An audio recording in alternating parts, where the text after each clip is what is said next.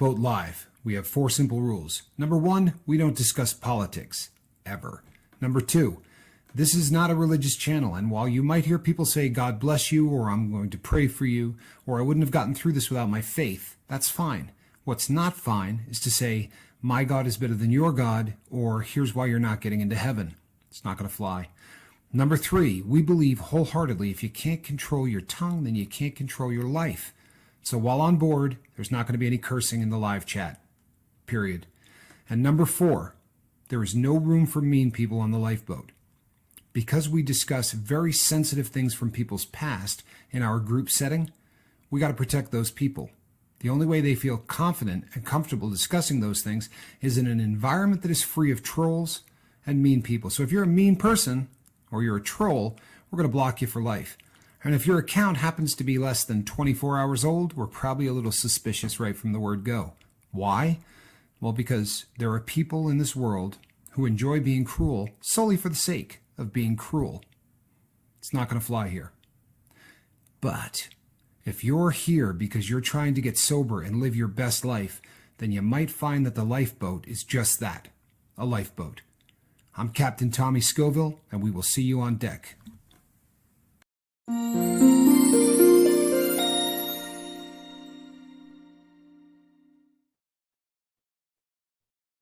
Hey everybody, it's Saturday night and you're on the lifeboat.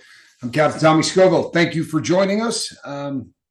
People, it's been one of those days here in northern Nevada that reminds you that this is the high desert, right? It was absolutely brutally hot today, but had a visitor that is a crew member on the lifeboat. You guys see Bubba in the out on deck often here on the lifeboat, and I've told stories in the past of how Bubba and I were in the same house as guests of the federal government after leaving the prison system, and Bubba was really good to me. It was a time in my life where I had the shirt on my back, quite literally. I showed up with, they told us clothing and everything would be provided for us, and that, all you had to do is show up, and then you get there and they go, where's your clothes?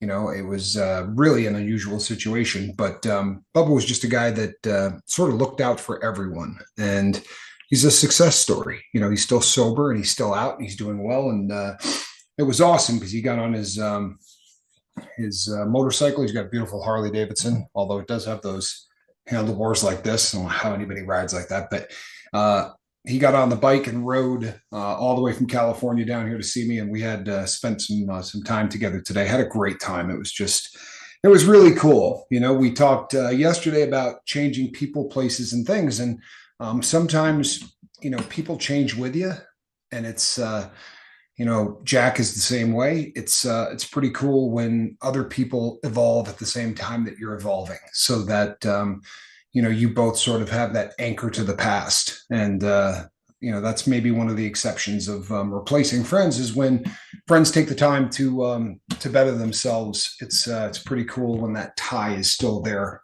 kind of thing to the past. But yeah, really a good time. Jonathan Hicks, good to see you. Space Diesel is in the house. We've got the Major. Looks like Trish Killian, Joanna W. Joanna, good to see you. I am the Noise Opera. Glad that you are here. Let's see, who am I missing? Alan Ballantyne, my brother. Charlie Murphy. Charlie, we missed you yesterday. Good to see you here. And did I miss anyone? Miss V. Good to see you. And Tommy Bird. Excellent. And I ran into the guy last night over on Wages World. Hey, Lord Kiss Freak.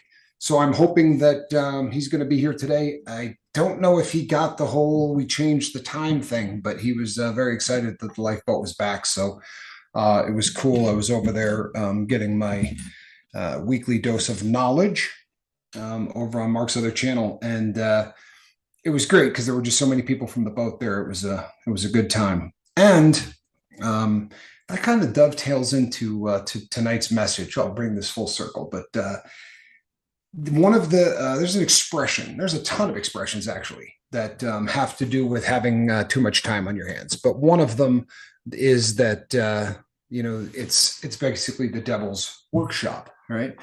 You idle time is something that hey, Swiss Vapor, good to see you. Idle time is something that really can cause a lot of problems for a lot of people, and that's everybody. That's air quotes normal people.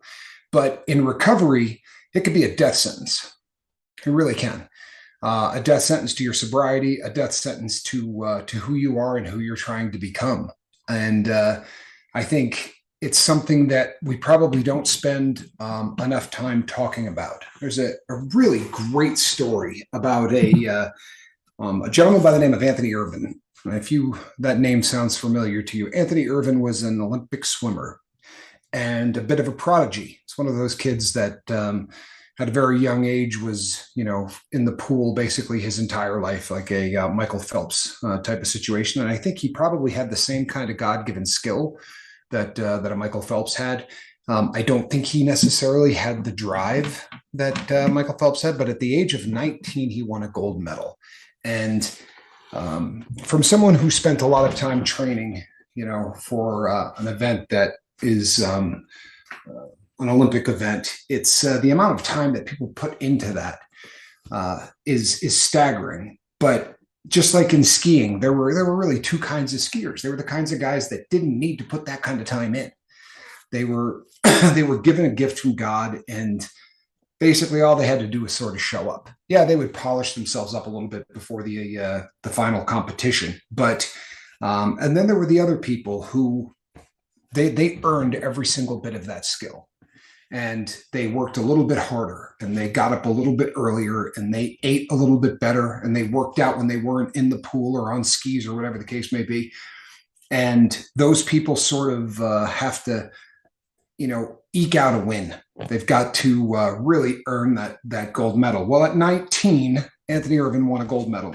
And I'll be really honest with you, I don't think he spent a whole lot of time really polishing and honing his craft for the purpose of winning that gold medal, but he won it in the 50-meter freestyle, which, if you're into swimming, rather, that's one of those events that just about everybody is good at freestyle. It's butterfly, breaststroke, backstroke. Those are strokes that tend to be more specified, right? Not everybody is good at those. Everyone's good at freestyle. When you're competing in swimming, it's usually the first thing that you learn, and for that reason, it's a very coveted sprint. The 50-meter sprint is a very coveted race.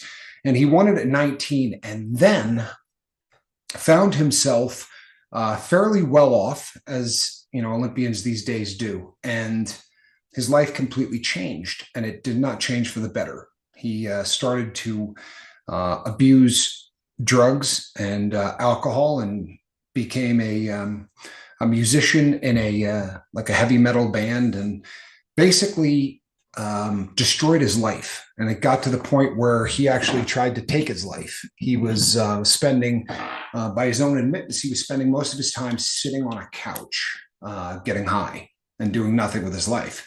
And time just continued to pass on quickly, as it often does when you do dope. And it was interesting because to hear him interviewed and talk about this, he said, I just had a lot of money, and I was no longer, focused on anything. For these people who spend their whole life focused on one thing, all of a sudden, they got a lot of time on their hands, right? The amount of time to kill in their life becomes staggering. And very oftentimes, what they fill that time with is dope and addiction. And turns out to be a really amazing story, because he decided to get sober. And when he did, he learned, like many of us do, that the enemy of sobriety is downtime. Having time to kill will kill sobriety very often.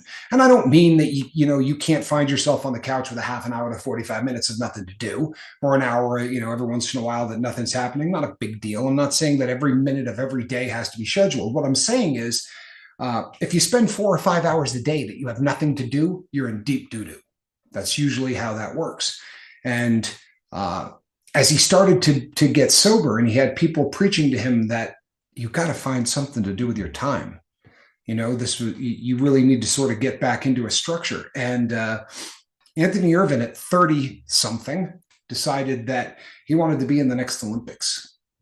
Now, if you know anything about that sport, that's an old man. 30, in your 30s to be competing in swimming in the Olympics it doesn't happen. By then, the younger generation that are coming up are a little bit faster. The muscles are a little tighter. All of the things that he had when he was 19, these kids all had in spades. But he went back and basically took every minute that was spare time and decided to train for simply one purpose, and that purpose was the 50-meter freestyle. And at the age of 35, he was able to make a comeback and actually swim again in the Olympics. 16 years after winning a gold medal the first time, he came back. That's 4 Olympics later, people. Right? That is an awful long time to take off from a sport. And amazingly, he won. Plain and simple. He came back after 16 years. But this story really got me thinking about too much time on your hands. Jonathan Hicks says, to me, this is similar to that experiment with rats. Give them everything they want and they don't thrive. They need adversity to thrive. Jonathan, it's interesting that you say that.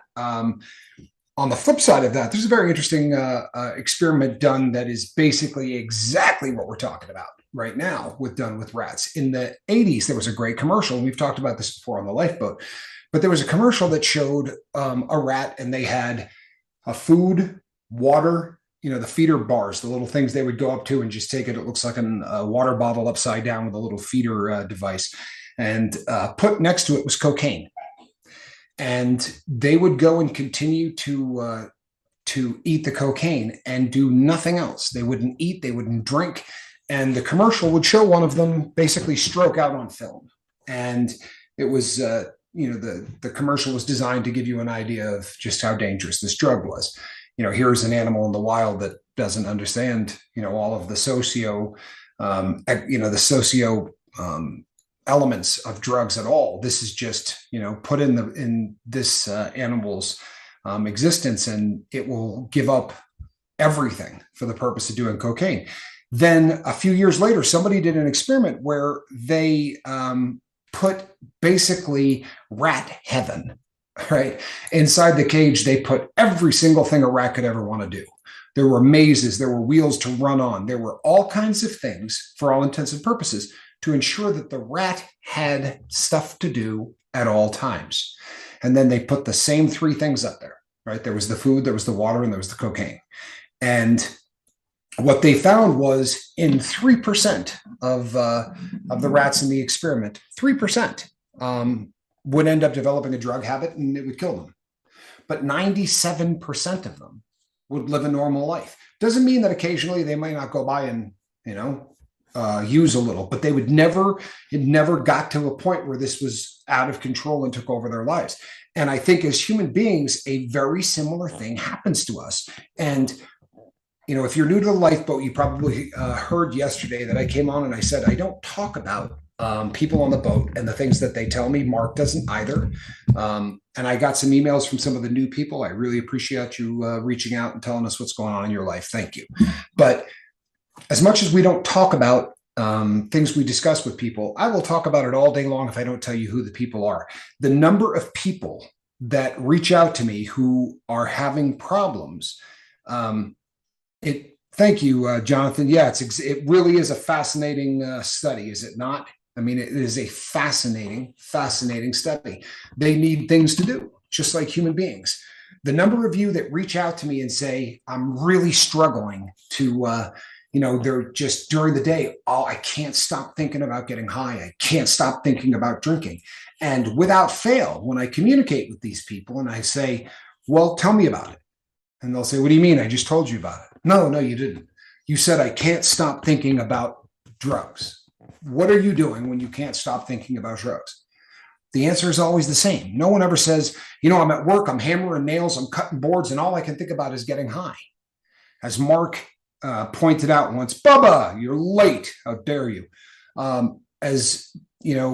Mark pointed out once here on the boat, your brain doesn't multitask. That's a myth. you can process one thought at a time. So the person at work measuring and cutting boards and hammering things and framing a house doesn't during that entire process think, oh man, cocaine or booze or whatever it is that is your substance of your former substance of abuse. Every time I talk to someone who says I'm hyper focused on it, a couple hours every day, I can't stop thinking about dope. I never want to bum anybody out or sound like I'm being a jerk, but I could head it off right there and say, let me guess, this would be the 2 hours that you sit on the couch each day and do nothing, right? Because that is, when this starts to crawl into your psyche. So, a little time to kill is a very, very dangerous thing, and especially in the beginning. Now, I remember hearing this when I first started getting sober.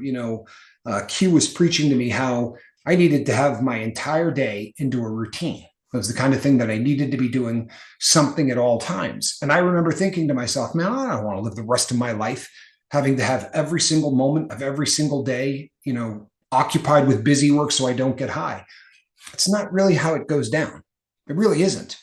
But in the beginning, yeah, I would suggest that you just try to schedule every day and be doing the same things or be doing different things, but always know in advance what you're going to do.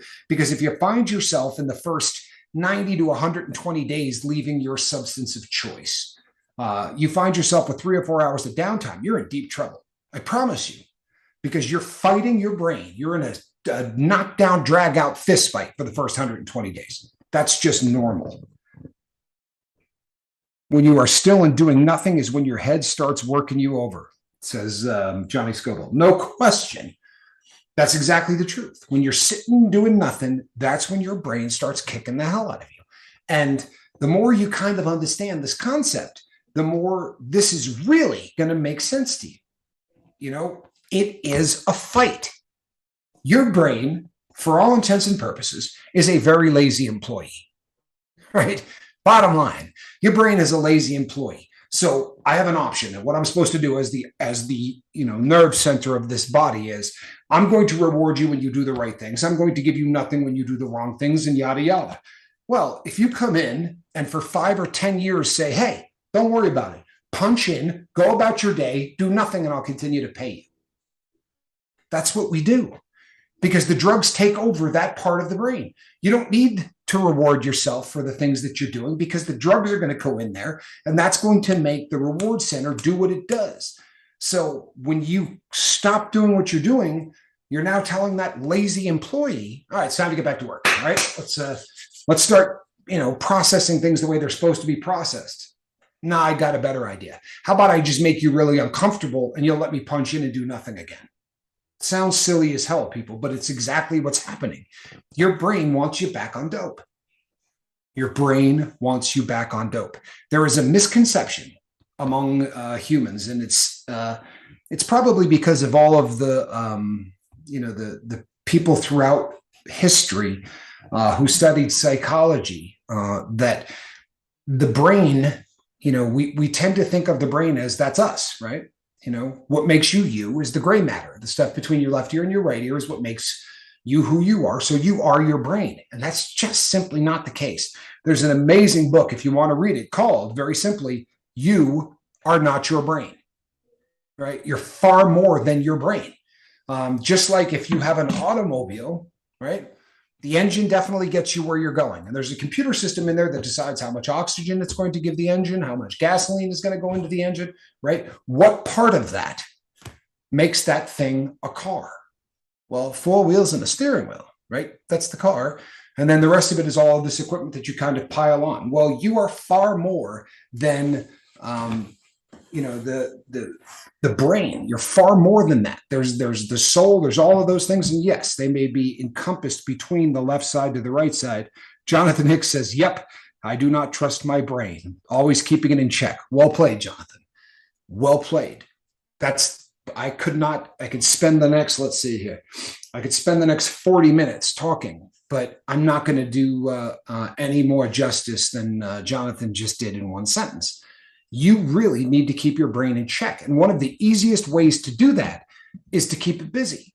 Don't let it sit around, because when your brain sits around, it's going to go to work on you. Just like my brother said, right? That's the time where you start thinking. This is the reason, people, that there were so many people who in the first 120 days of getting sober commit suicide in county jails, right? Because all of a sudden, not only do you have a ton of downtime, but there's nothing that you can do to fill it, right? You end up in a shoebox made of concrete with another man on a toilet, and all of the realities of everything that you've been doing in your life hit you all at once, and there's no escape. Take that same person, put them on the street in that same situation where here's 6 hours to think about exactly what you've been doing with your life. They're going to go get high, because it turns off the discomfort. When we use our drug of choice, all of those thoughts and all of that racing mind gets turned off. There are other ways, far more productive ways to turn off your brain, other than feeding it with a legal or illegal substance, if you know what I mean. I would suggest that you start looking at your life in terms of a 24-hour day. If you're living the air quotes normal life, you're probably going to have about 8 hours, right, that you go to work. So 8 of the 24 hours are probably gone. Now, let's say that you're sleeping the way you're supposed to. Maybe you get 8 hours of sleep. I don't know anybody that really gets 8 hours of sleep anymore. Hold on one second. All of the money I've blown on getting high and drinking, I could have started a generational business at this point if I had played my cards right. Of course, Space, no question. And that's everybody. I've literally spent millions of dollars. No exaggeration. You start breaking down the math, it's terrifying. But I've put millions of dollars of illegal substances into my body. If I had all of the money that I spent on dope, I wouldn't even need a business. Right? Honestly, like all of my bills would be paid. I could live off the interest of that money and be happy for the rest of my life. Yes, you could have. Doesn't mean you can't start now. Well played, Ms. V. Absolutely. It's a great example. It's Anthony Irvin. He sat and thought, man, I could have come back right after that first Olympics, and I could have won another Olympic medal. I could have done it. Now, he could have spent the rest of his life saying, you know what, I could have done that. Instead, in his 30s, he just said, I'm going to give it another shot. You know, what do I got to lose? If I don't win a gold medal, at least I came back and I tried. And boy, it makes for one hell of a story when you actually pull it off, doesn't it? How many times have you seen on the news where they say such and such high school or such and such college is doing their graduation ceremony next Thursday, and you see somebody 94 years old going up to get their college degree? And you're thinking to yourself, I don't think this guy is getting ready to enter the workforce. There was a really excellent example of it last year where a guy had 2 years left to finish school, and it got interrupted. He really didn't have any choice. He had to go to World War II to go fight for the U.S. And he came back and he got a job and he took care of his family and he did all that, but he never finished college. And he was talking to his grandson about it, you know, because he was getting really on in age. I mean, we were losing, you know, people from World War II. Those vets, we're losing them at a rate now that's just incredible. In a few more years, there won't be any left. But he said, you know, the grandson said, do you have any regrets? He said, yeah, I really wish I would have, you know, finished college. That, you know, not that it affected my life, but I feel like it was something that was unfinished. And his grandson said, man, do it. You know, what's to stop you from going back? But to see a guy in his 90s walk up to get that degree, the amount, you know, you can sit and you can dwell on the amount of money you spent on drugs. It's an easy thing to dwell on. I think if there's anything in my life, like I don't honestly dwell on that. And I did. I spent millions of dollars, but I don't dwell on that. I think about the time I pissed down the toilet. That's what I think about, right? And when I do, I make sure I go and immediately start doing something else, right? That's a really good example of my brain working against me. It's not productive, and it's the start of relapse. It's an uncomfortable thought that is going to plant seed that is going to continue to grow until that discomfort gets so bad that I say, I'm going to make that go away. That's pretty much the definition of relapse, people. When something in your brain starts to take root and makes you so damn uncomfortable that you need to turn it off with the use of chemicals. The much better way is, you know what? Start on a project. Nail out a project. It's like Mark was saying yesterday. I went and put that, all of that artificial turf in my backyard. I mean, that's not a coincidence. When the lifeboat shut down, I spent a lot of time. When the lifeboat is up and running, Mark and I are always engaged in this whole sobriety thing. Whether we're getting ready to come on here and talk to you, or whether we're talking to people and sending back emails or whatever, there's a good chunk of our day spent doing something. When that was removed, in the beginning, I worked on watches. There were a couple of things I really wanted to learn in terms of my new trade. And I thought, I'll take the time up with that. And I did. But within about a week, I kind of mastered this thing. And it was a specific type of watch that very few people work on. And I had about 9 of them in the collection that not one ran. And once I got every one of them up running and keeping perfect time, I still had a lot of time on my hands. And I put in an artificial turf backyard, and it was awesome because there was no downtime. It was always having something to do. It was always being able to go and engage. M. Hunt says, "Hey, Johnny Scoville, the bus driver himself." Yes. Good to have you here, my brother. And you know what? I sometimes I think people forget, but not just a driver of the bus and a guy who has been known to eat a few hot things or foul things.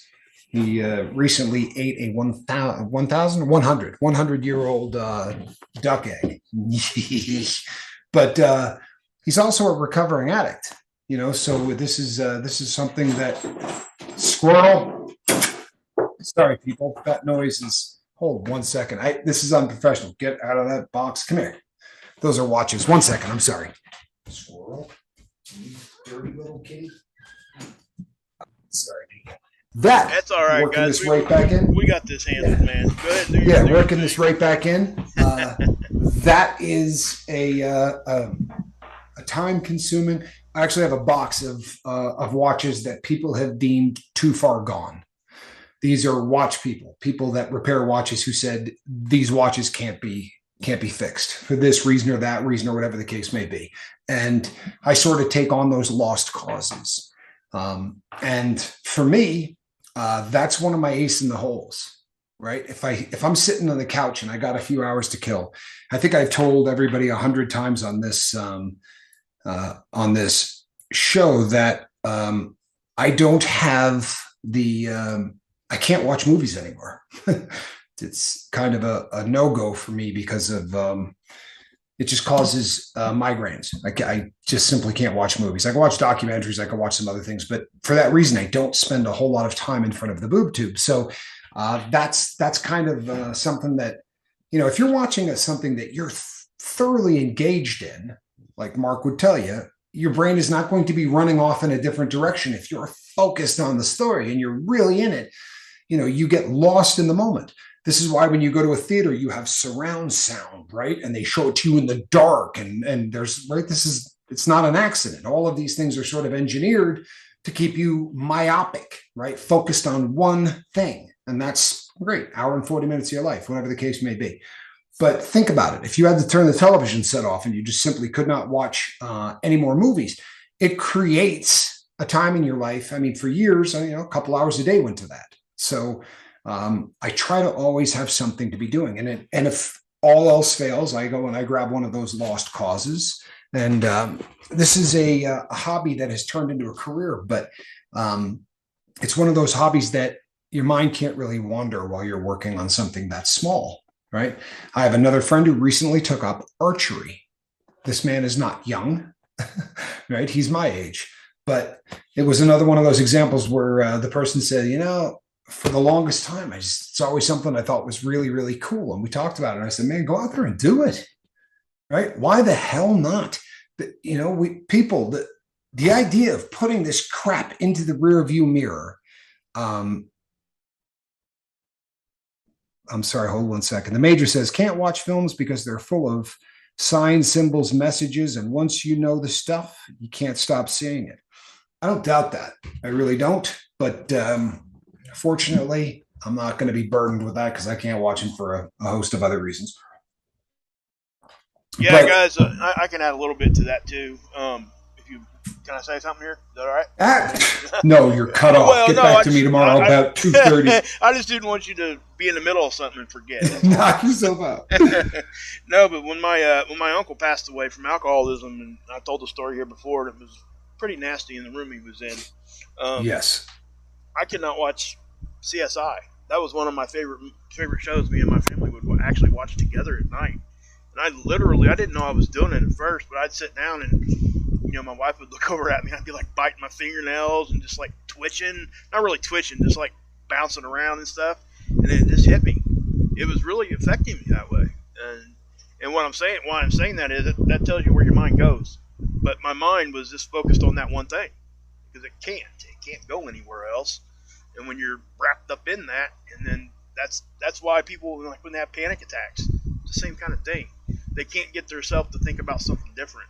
They're so focused on what's making them nervous, they can't get their mind out of that, and they just get stuck. And then they physically start to react. And anyway, enough of that stuff. But yeah, I do think that is most definitely a great thing to point out, because we have to stay focused on something. Tell you what, though, that the timing of what you just said is absolutely perfect. Hold on one second. Yeah, Jonathan, I will do that. Enjoy your dinner. Have a good time. Thank you for being here. We really appreciate it. Jackson Collins says, somehow I unsubscribed to the lifeboat.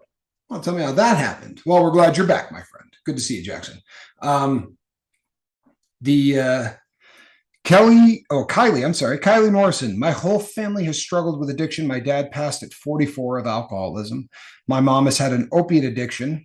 And me and my sister both have our issues as well that I want to break off of me. Well, you're in the right place, right? You're surrounded by a lot of people who understand exactly what you're going for. We're not going to judge you. And feel free, Kylie, please, to reach out to myself or to my bobbleheaded partner. If you pull the little drop-down box, you will see our emails. And I'd love to correspond back and forth for a little one-on-one so we could talk to you about maybe some nuts and bolts plans of exactly how to sort of get that started.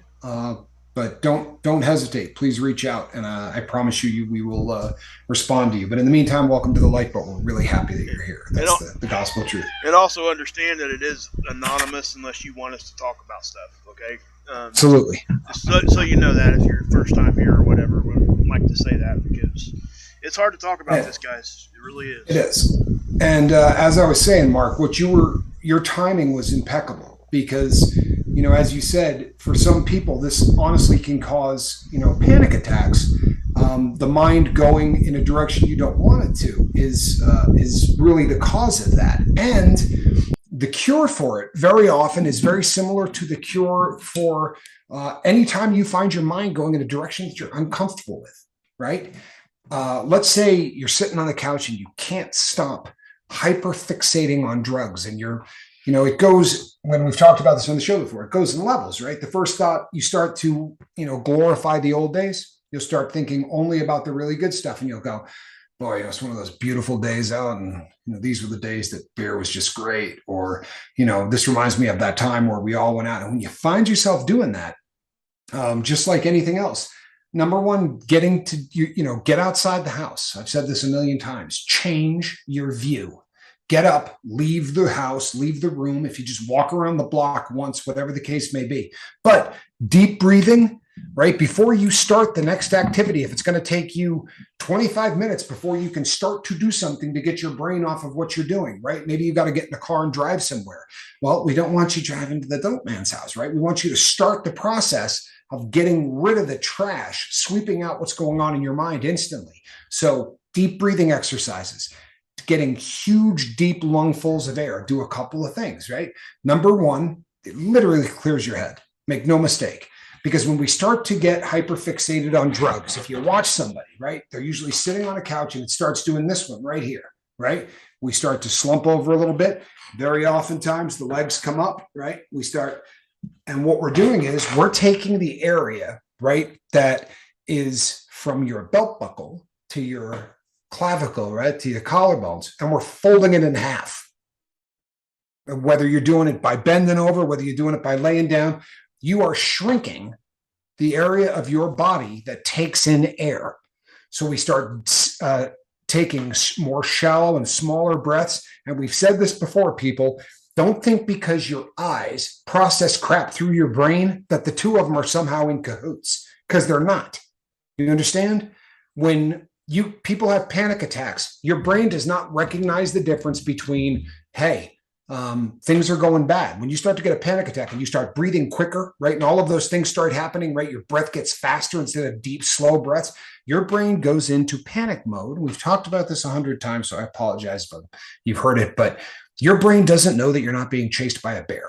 Your brain doesn't know that there's not a car about to run you over. It's the exact same phenomenon. The reason that we count to 10 and take really deep breaths is because nobody running from an automobile that's about to run them over ever jammed on the brakes and thought, you know what I'm going to do? I'm going to count to 10. I'm going to slow my breathing down, right? Get some deep breaths in here before I escape.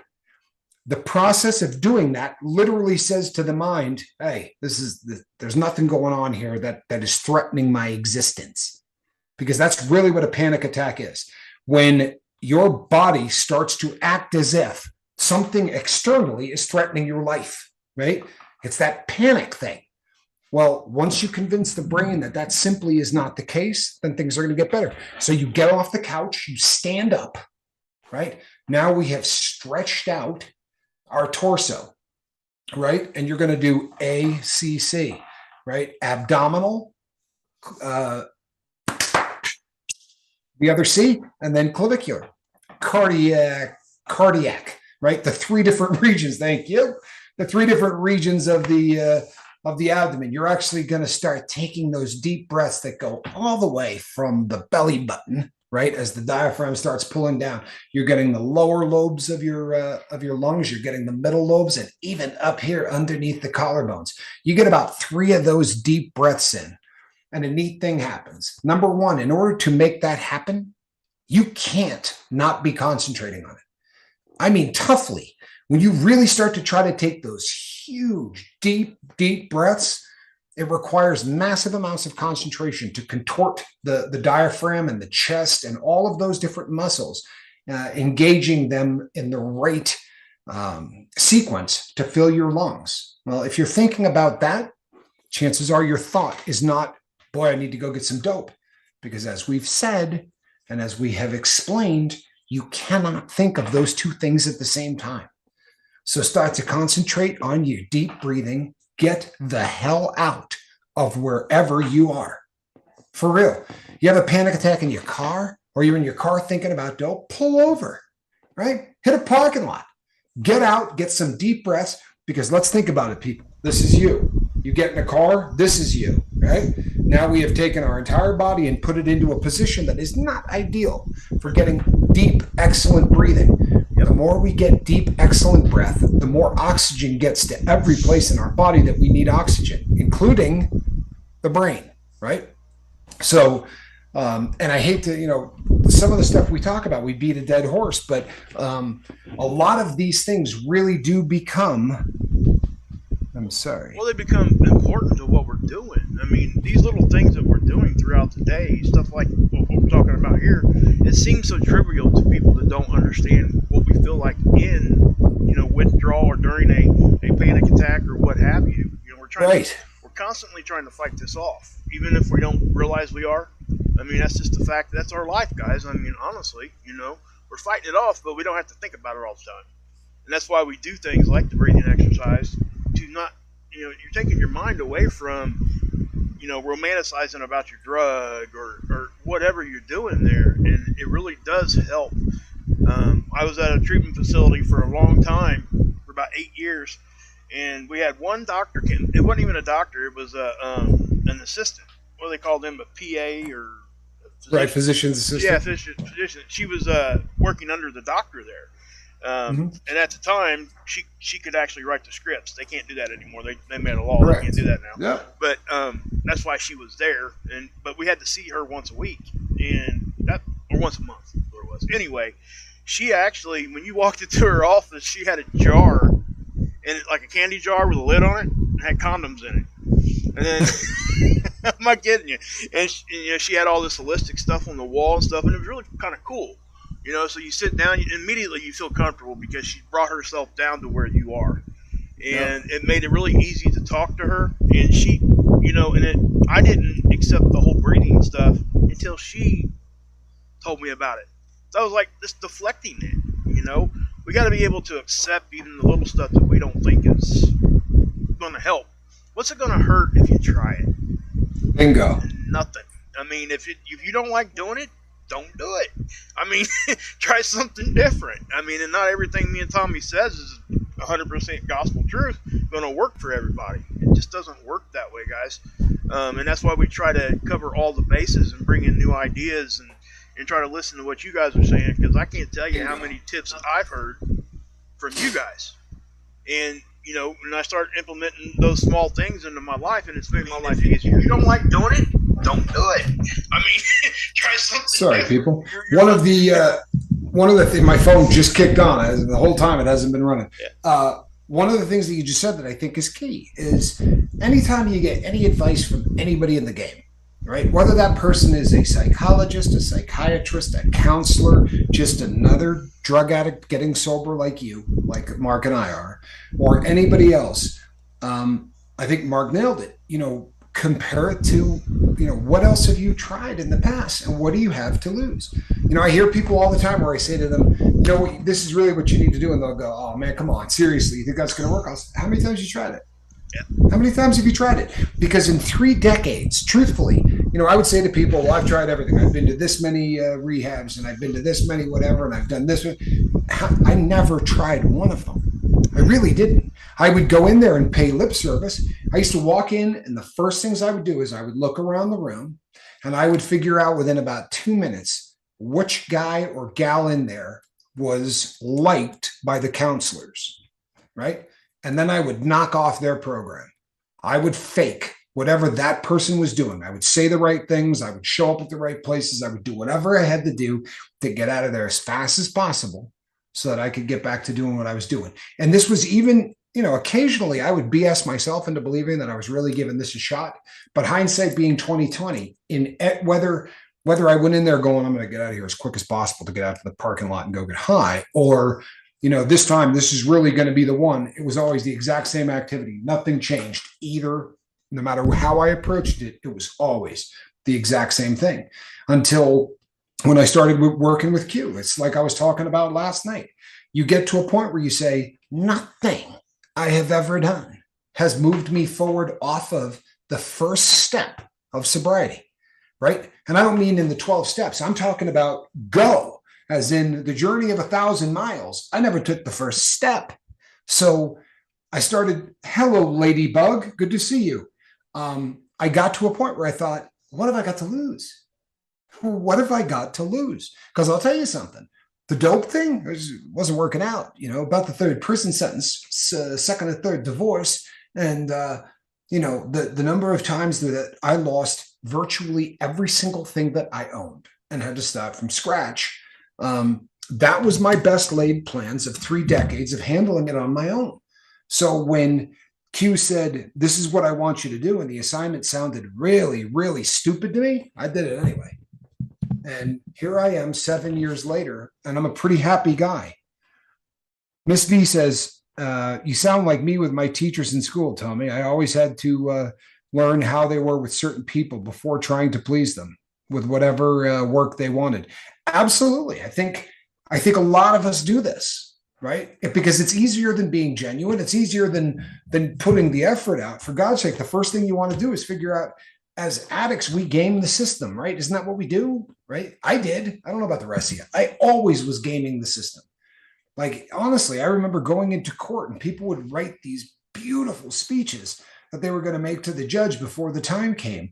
And I would sit in there and watch, the people that went up and just said, you're not going to believe what I said, so you may as well just sentence me or whatever. And the person that gave him the really beautiful answer that was contrite and apologetic and all of that, and I would hold off. I would figure out what I was going to say when I saw how the judge reacted to what everybody else said, because there was nothing genuine about who I was, right? Just, there wasn't a genuine Tommy. It was always a show.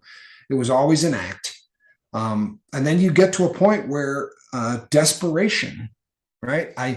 Honestly, the reason that I'm here and that I'm sober today, I thank Q all the time. And he really did an awful lot for me. But I think one of the real driving keys was I didn't have another one in me.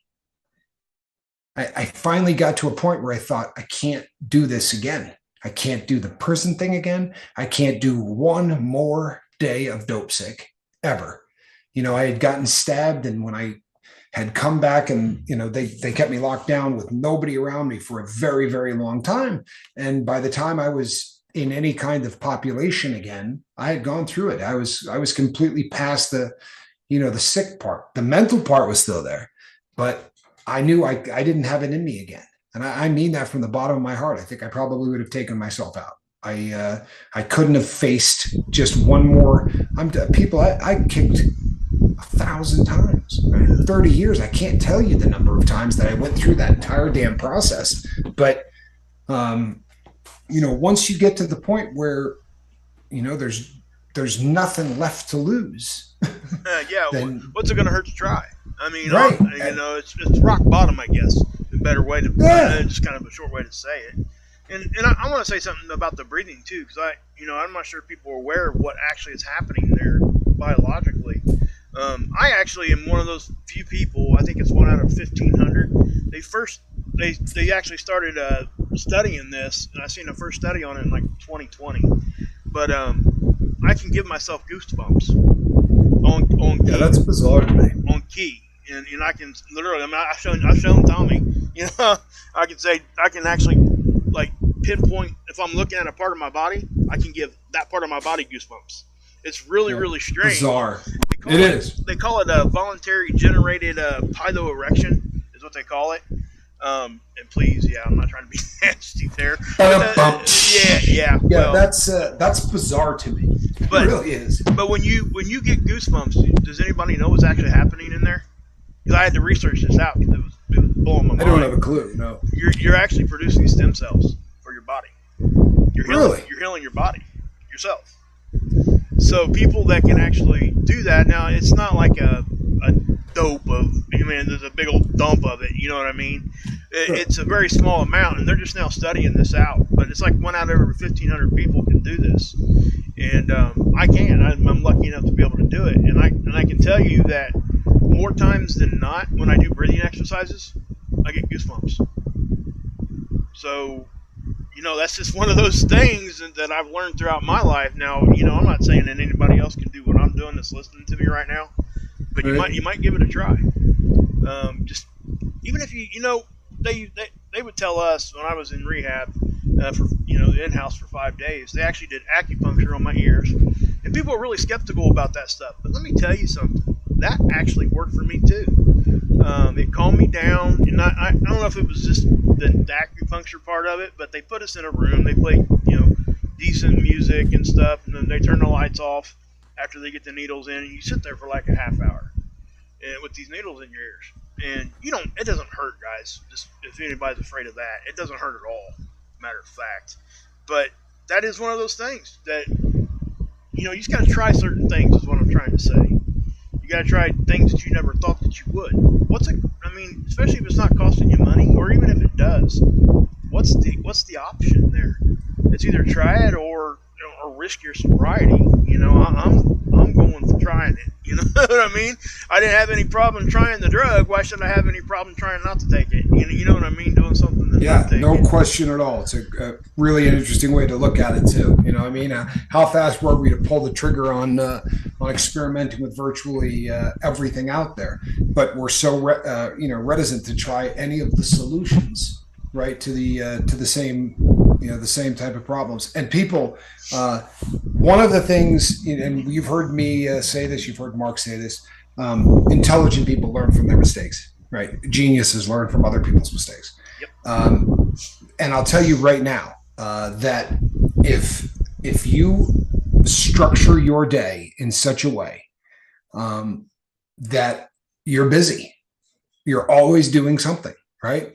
Then your odds of relapse have been cut so much more than in half. It's insane. Because I promise you, the fastest killer to sobriety that I have encountered in all the time that I've been not only sober, but working with other people is killing time. That's it. Nothing is more dangerous than when what are you doing? Just killing time. Oh, that's no good. Right? That's no good. Call people on the phone. What are you up to? Nothing. Well, then get up to something. Yep. Right? Because I'm telling you, people, and I've gotten to the point, I don't know, maybe it's different with everybody, right? It really, maybe it is, but I've gotten to the point where if the option was this right here, right? Or going back on dope, 9 fingers seems like a really good deal to me, right? Exactly. I would have no problem whatsoever giving up a digit on a hand versus having to live that life again. So structuring my day in such a way that I don't have downtime seems like a pretty easy deal, right? You know, and something I put in there, Tommy, too, with my own life, I started structuring it in a way that, you know, because we talked about a lot here, we got to build new memories. So I try to fill those times where I'm kind of bored. I will try to actually do something to create another memory of something that I used to relate with drugs, like going to a family get together or going to here or going to there. You know, when I was always high doing that stuff, I would try to, you know, go do that and create another. And I'm staying busy at the time. I was focused, and it was doing 2 things. I was creating another good memory without the drug there, and keeping myself busy all at the same time. And it just worked for me. That's, you know, and again, I know that not everybody can actually do that. You know, I get it. You know, because you're not going to want to go put yourself in positions that you're not ready for. That's not what I'm saying. I'm just saying if you can, try to create some good memories, guys. Yeah, I don't know what else to say on that end of it. And well, here's the thing, Mark. I mean, you kind of just nailed it. Again, people, it's a self-fulfilling prophecy, and it's a loop, right? How do you create more memories? You know, the easiest way to create great memories, right? Sit on the couch and do absolutely nothing. Seriously, want to create a memory, one that will really last, that you can look back on and go, that was awesome? Sit on the couch, do nothing. Guaranteed. You'll look back on it years ago. Well, I remember that one time. I think it was Saturday. I was sitting on the couch. There was a TV show on, and I got up and got some. No, you know what I mean? Yeah, that's a great Bubba point. came into town today. You know, Bubba came into town today. Got up, went and saw him. There wasn't booze, wasn't drugs, right? We went and walked among the cars at Hot August Nights. Tried to find all the ones that were in shade, right? It was really hot out there today. But just going and looking at these, I have memories from today that are going to last. There were certain vehicles that we both sort of were just beside ourselves looking at, like, good Lord, look at the job they did on this. And, you know, Bubba was taking pictures of them, and it's a memory, and it's one I'm going to treasure. You know, it's a guy I care about a lot, and we had memories from the past, but I could have sat on the couch. You know, when he called and said, hey, I'm in town, I could have gone, yeah, it's really, really hot. Well, no, you get up and you get out and you do things. And this is one of the most difficult things for addicts. Seriously, people, this is a struggle, because the last thing in the world you want to do is what you need to do, right? You in your first 120 to 180 days, you don't want to do anything. You don't want to be seen by anybody. Oh man, you know, everybody knows I'm trying to kick dope. Everybody knows now that I was a junkie. Everybody knows that I was in prison. So all you want to do is hide. Where are you going to hide that you're not killing time? You have to force yourself. And the people, I don't mean you got to go jump up on stage and become a public speaker, but you got to get the hell out of your house. If you're spending 8 hours a day in your house, sitting on the couch, don't worry. Mark and I will be here to help you get sober soon, because you're going to get high. There's just no other way around it, you know? And if you're bedridden, there are people who are, right? If you're bedridden, find ways to engage during that time. I mean, Helen Keller didn't have a whole lot of downtime. I'm not being funny. I really am not. It's not a matter of, you know, there's not much, man, there is a million things you could do. grab a book and journal, watch documentaries only, right? Things that are going to engage your mind and make you a more well-rounded human being. There is nothing, I promise you, there isn't a legitimate excuse to, well, I just can't do it. I'm just going to sit here and do nothing. No, not buying that. I'm not buying that. No way. Grab a piece of paper and a pen. Learn to draw. Yeah, it's not right. possible. There is no excuse. I mean, we're on a platform right now that has everything and anything that you ever wanted to find out. And it's the truth. You can learn just by going wherever you want to go. I'm not, promoting internet usage or anything like that. But if you're bored and you need to keep your mind busy and it's raining outside or whatever it's doing, if your only option is to look at some videos or whatever, go do it. It will at least incorporate. We talked about the movie thing. Put some headphones in, look at the TV or look at your computer, and just get wrapped up into what you're doing there. And I promise you, it's going to help. I'm not going to say you're not going to have to fight it at the beginning, because you will. You're going to have to concentrate on doing what you're doing. And no question. And it takes some learning there, guys. No question. And when I first learned it, I was actually working. I just went recently back and I was doing some delivery driving. And I had forgotten to take my Suboxone in the morning. Didn't even know it. Oh, I do that all the time. It's crazy, isn't it? And I do it all the time. I did it yesterday, in fact. 5 o'clock. Yeah. So the fact that we right can, before I went live yesterday. The fact that we can forget to take our medicine, that is helping us keep sober, should tell you that your mind can get busy and forget the bad stuff too, and forget all those triggers, at least for a short amount of time. If that's what you got. I'm going to give you 2 real life examples right now because they're easy to look at and go, yes, this makes perfect sense, right?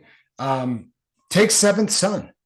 Somewhere along the way, this cat decided that during his downtime, he was going to learn 600 god-awful jokes, right? I mean, right in the wheelhouse of what you would have to call a dad joke.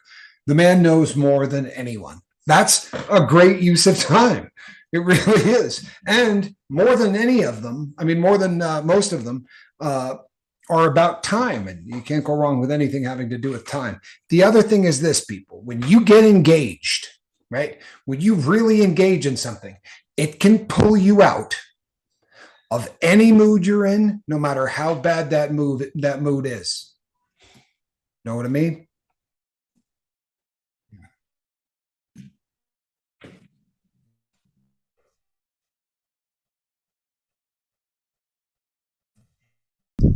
It was really like that for me. I love the topic because this is really what's kept me doing what I'm doing. Honestly, I guess I lean on that. I really do. When I find myself starting to think about bad stuff and what I used to do, I really do try to get up and go do something. Or just moods. Mark has said on this on the channel more than once. I've come on here and I've said to him, I don't want to do this today, man. I don't want to do this today. There are times where you just, and especially, when we were doing 2 a day or we were, there were just days but never once has the show ended with either of us in the same mood. You never get to the end of the show and go, yeah, I'm glad that's over, and get up and walk away. It's never how it happens, because you get around people that you care about. You start talking about things that are always positive, right? Let's do the negative show, right? We just don't do that. So it's always a matter of really kind of, pushing forward, and it's a beautiful thing. It really is. And I want to say thank you to Tommy for that and everybody here, because, and I know me and Tommy talked before stream. I had a pretty bad day today. And he can see how my mood's changed already. And it's because of him and because of you guys in the chat. Honestly, it's awesome. So thank you guys. I really appreciate it. That's what we're talking about. You guys are helping us stay sober too.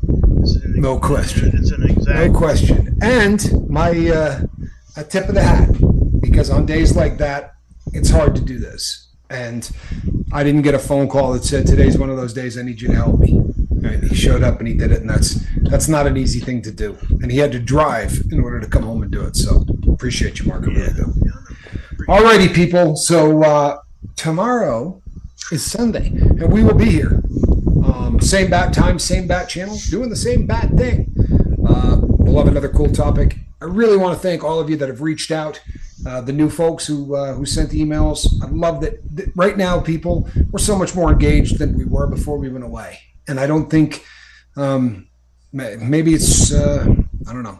Maybe it's because we all needed a break. I don't know, but the group is really engaged, and it's I'm having a whole hell of a lot of fun right now, and I know Mark is too. So we really appreciate you. That is the truth. The Major says the power of positivity. True story. Alrighty, people, we're going to be back tomorrow night. I'm Captain Tommy Scoble, and on the other side of the glass, Kylie, same time tomorrow, 8 o'clock Eastern. Yes, Kylie, same time. We will be here. And reach out to us, CaptainTommyScoville@gmail.com. Yep. All right, I'm in the Dropbox. So is Mark. Yep. Mark Wages is my name. Go for it. Squirrel. And this is a cat in a basket. She got here very late. I'm actually docking her pay. She only got here a few minutes ago. But seriously, she used to get TREATS when we were over, but she's in trouble with me now. She knows what, if I say it out loud, she knows exactly what I mean. Pretty smart cat. All righty, people, we will see you tomorrow night. God bless. Love you.